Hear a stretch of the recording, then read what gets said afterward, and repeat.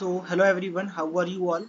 जैसा कि आप देख सकते हैं, मैंने आपको पिछले पार्ट में पुश ऑपरेशंस को कैसे परफॉर्म करते हैं ये बताया था। कैसे स्टैक में हम एलिमेंट को पुश करा सकते हैं ये मैं ऑलरेडी आपको बता चुका हूँ। अब आज के इस पार्ट में हम देखेंगे कि कैसे एलिमेंट को पॉप करते हैं। To pop an element in a stack. So अब स्टार्ट करते हैं बिना देरी करे। तो सबसे पहले हमने पुश करा था। पुश करने के लिए क्या करा था, एक मेथड या हम कह सकते हैं फंक्शन बनाया था पुश नाम का। अब पॉप करने के लिए फुट से मुझे क्या करना होगा, फंक्शन बनाना होगा पॉप नाम का। तो फंक्शन बनाने का सबसे पहला काम होता है रिटर्न टाइप लिखना। अब पहले मैंने बताया था जब हम एलिमेंट को पुश करा रहे हैं तो इसका मतलब हम स्टैक में वैल्यू को दे रहे हैं, ऐड कर रहे हैं। तो ऐड करते समय हमें कोई रिटर्न टाइप नहीं मिलेगा, तो इसलिए हमने लिया था वॉइड। अब पॉप जब हम कराएंगे तो इसका मतलब ये है कि एलिमेंट हमें मिलेगा। पॉप का मतलब है स्टैक में से जो सबसे ऊपर एलिमेंट है उसको निकालना। तो उसको निकालने के लिए हमें एक वैल्यू मिलेगी, और वो वैल्यू कौन सी होगी, जो हमने स्टैक में जिस तरह के एलिमेंट्स रखे हुए हैं।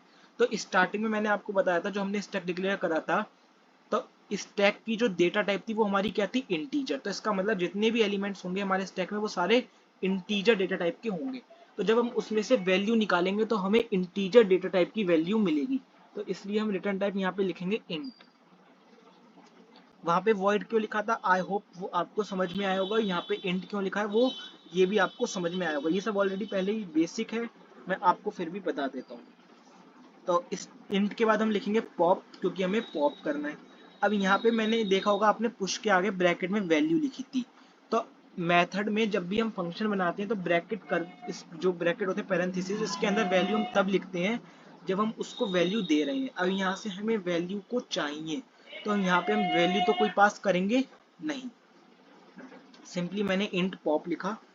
अब वैल्यू निकालने के लिए पहले हमें ये देखना होगा कि स्टैक खाली तो नहीं है। जैसे हमें वैल्यू उसमें पुश करानी थी तो हमने देखा कहीं स्टैक भरा तो नहीं है। अब वैल्यू निकालने के लिए हम ये चेक करेंगे कि कहीं पहले से ही स्टैक खाली तो नहीं है। तो हम यहाँ पे इफ कंडीशन, इफ से चेक करेंगे। इफ अगर स्टैक खाली होगा तो मैंने आपको बताया था उसकी जो इंडेक्स होगी वो क्या होगी, -1। ये आपको मैंने पहले पार्ट में बहुत इन डिटेल बताया है।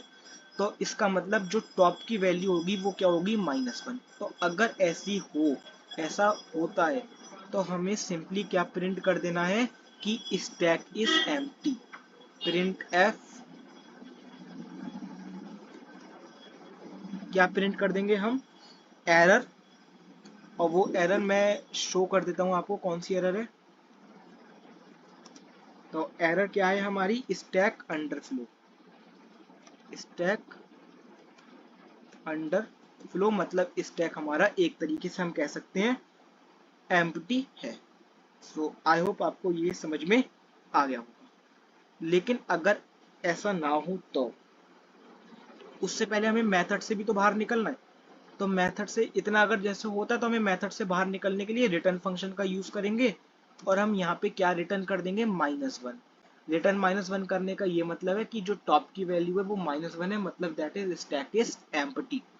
तो यहाँ पे रिटर्न कर देंगे -1। लेकिन अगर ऐसा नहीं होता तो हम क्या करेंगे, हमें रिटर्न तो करनी है कोई वैल्यू।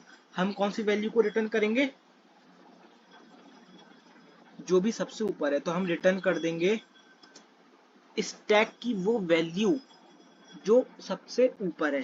दैट मीन्स स्टैक, और उस वैल्यू को एक्सेस करने के लिए मुझे टॉप माइनस माइनस ये लिखना पड़ेगा। तो वो हमें उस वैल्यू को रिटर्न कर देगा। यहाँ पे मैंने सेमी कॉलन लगाना भूल गया। अभी मैं इसको रन करूंगा तो जाने भगवान जाने कितनी एरर होगी।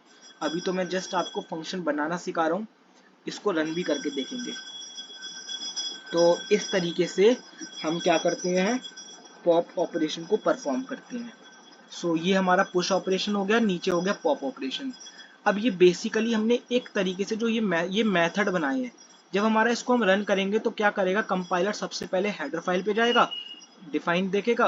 अब ये सीधे जाएगा हमारे मेन फंक्शन पे। ये नहीं कि पुश ऑपरेशन पे पहले परफॉर्म करेगा। कंपाइलर कभी भी इस पे नहीं जाएगा ना, पॉप पे जाएगा। वो ढूंढेगा मेन मेथड। तो वो कैसे बनाते हैं, अब ये तो हमने मेथड बनाना देख लिया कि कैसे पुश ऑपरेशन को परफॉर्म करेंगे पॉप। अब इनको एग्जीक्यूट कैसे करेंगे वो मैं बताऊंगा इसके अगले वाले पार्ट में। सो आई होप आपको